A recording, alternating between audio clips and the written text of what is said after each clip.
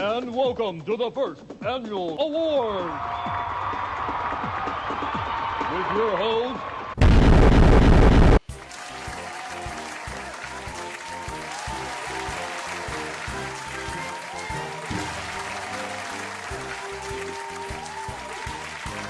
welcome to the first annual Game Gods Awards. Last week, we reviewed Sword Art Online Hollow Realization.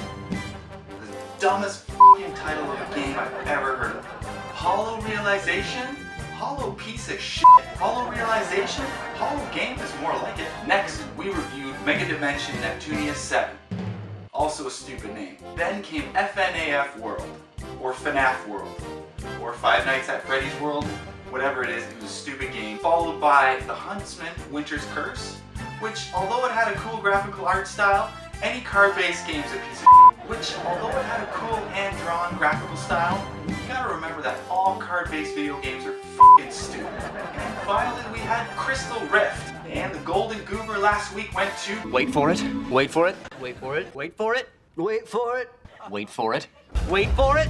Wait for it. Wait for it. Wait for it. Wait for it. Wait for it. Wait for it. Wait for it. Keep waiting. Wait for it. Here it comes. Almost there. Crystal Rift. SciTech Games Limited, your Golden Goober is on the way. You know, I remember back in the day when sports games were simple, fast-paced, and easy to pick up and play. You could just go over to a friend's house, grab a controller, and dive right in. Games like Blades of Steel, Super Spike V-Ball, and Tecmo Bowl, which is still being played today. Check it out, they've got a tournament every single year. Now, it just seems like there's too much. Too many options, too many complexities to the control scheme, and too many damn play modes. As per usual, Katz is going to be doing the review. Thank God. But to be honest, I don't know how often these guys play sports. Real sports, that is. I mean, look at them. Exactly. But, f*** it. I don't want to do it. My bro's in Idaho. Here we go. with a quick crossover, look at Brian Russell slips. Da-da-da, da-da-da. Sports.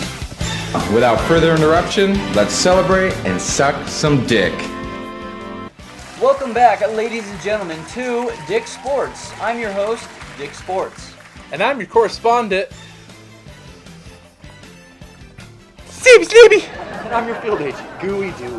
And I'm Mervin with the weather. And on today's episode, we will be reviewing the worst sports games of 2016. Remember, kids, it's hot outside, so stay hydrated. Also, remember that these reviews are solely based off of our own opinions. And if you don't like it, you can tell your grandma that the fault. And speaking about not forgetting about your grandparents, our first nominee is Copple Popper. Coffee Dodgers. Does it really matter? No, it doesn't. Now, I'm going to try to explain the premise of this game.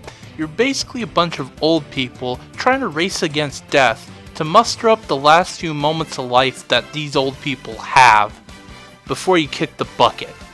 Like every racing game, handling is key. However, in this game, the handling is like an armless man trying to dribble a basketball. No offense, it's just hard. And speaking of handling, racetracks are key for any racing game, but these ones are so short, they're shorter than Dick. My Uncle Dick, that is. They call him Tripod in high school. Not sure why. In this racing game, there are many playable characters, but the most OP in this game is the Grim Reaper. Seriously, that guy is a douche. Along with racing, there are also battle mechanics. Wait, a mini Uzi? A guitar? Whoa. Yeah, not to mention the fact that these old people die and come back from the dead to try and kill you. Yeah, this game's pretty messed up. Playing Coffin Dodgers is kind of like trying to dodge Grandpa's funeral. There's just no way around it. After further evaluation, the ruling on the field stands. We have given this game chafing nipples out of shooting up in the workplace. Now hold on to your whistles for this next nominee, Moto Racer 4. This game is supposed to be VR, but there's only one VR mode. A missed opportunity if you ask me. It's kind of like walking in on your parents for the first time. Oh yeah, and it's kind of like that one music video where that kid finds a VR in the trash can, looks through it.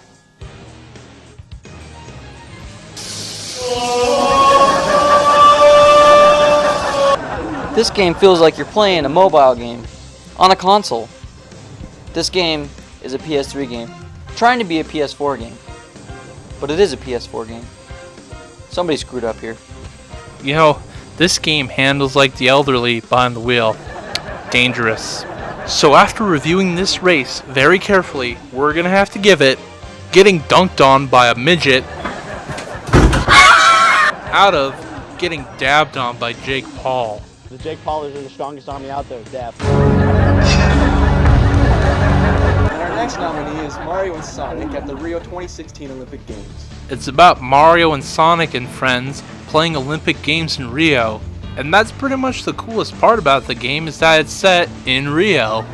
This game has less features than the previous installment, and no online mode. You know, why does this franchise still exist? Especially when we got epic titles like Mario and Rabbids, Mario City, Zelda Modern Warfare, and Kirby Hitman. You know what? Let's just have Sonic tell you how good this game actually is.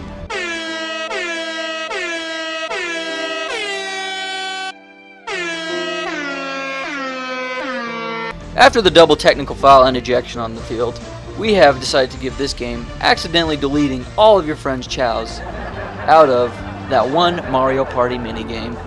And our next nominee is RBI 16. I can tell you who doesn't like this game. That guy. You know, the effort put into this game makes Field of Dreams look like the bench warmers. Everything you love about baseball games doesn't exist here. You know, the batters only have one swing, and the pitchers only have two pitches, fast and slow. And every time you pass the ball, it always bounces off the ground. This game sucks and this franchise blows. It should have died in the 90s, like Hanson. We still don't know what they're saying.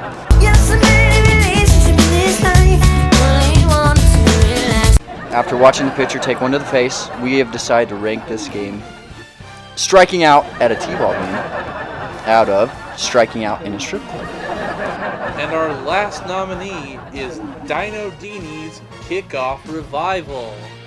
Have you ever wanted to play a game with only one button, and the controls are still hard to figure out? Then this game is for you. Yeah, this game is stuck in the past like your parents in the 80s. When you slide tackle, your character gets a sudden adrenaline rush and decides to bullet bill halfway across the field, ripping through your opponents. If you have a hard-on for soccer, Dino Dini will make your Dino Dingy go "Ooh." After receiving the red card, we've decided to give this game watching Barney the Dinosaur out of killing your best friend's pet dog on accident because you were drunk. And this week's winner is... Dino Dini's Kickoff Revival!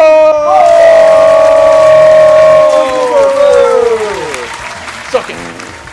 Thank you, ladies and gentlemen, for tuning in. I'm Dick Sports. I'm Mervin the Weatherman. I'm Sammy Slammy. And I'm Gooey Dewey. And we will see you guys in the next one. Keep it rad. Keep it bad. Love your dad. Stuff it with chicken. And suck some dick.